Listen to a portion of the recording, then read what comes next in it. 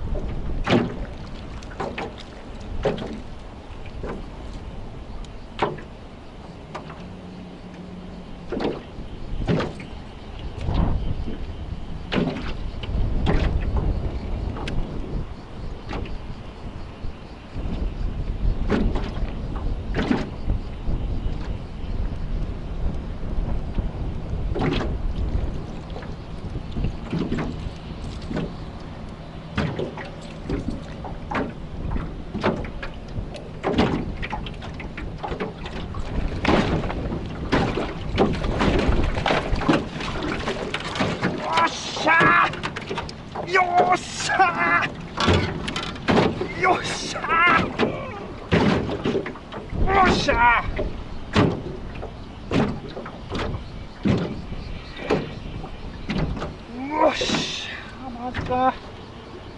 これは嬉しいね。この荒れた日に。よっしゃ。この激荒れの音楽はやっぱタイ類の綱はね MJC 出たばい。いや超時間かかった。よし、いやね、これが執念の激荒れの台風の風爆撃の音楽や。よっしゃ。マジ嬉しいね。ね、マジでこの中で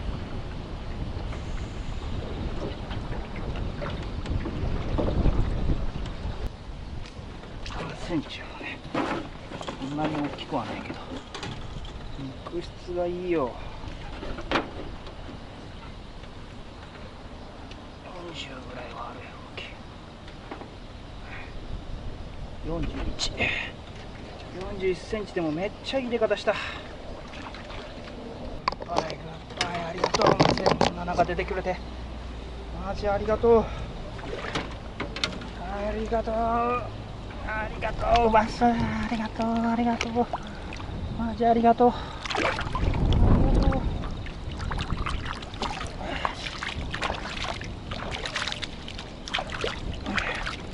やべえ、マジ危険、当たる、マジ危険やね。マジこんなんありえんけんね。ちょっとマジ危険、上がります。超危険、連続するわ。皆さんもこんな日に釣りをするときは気をつけてください。安全第一。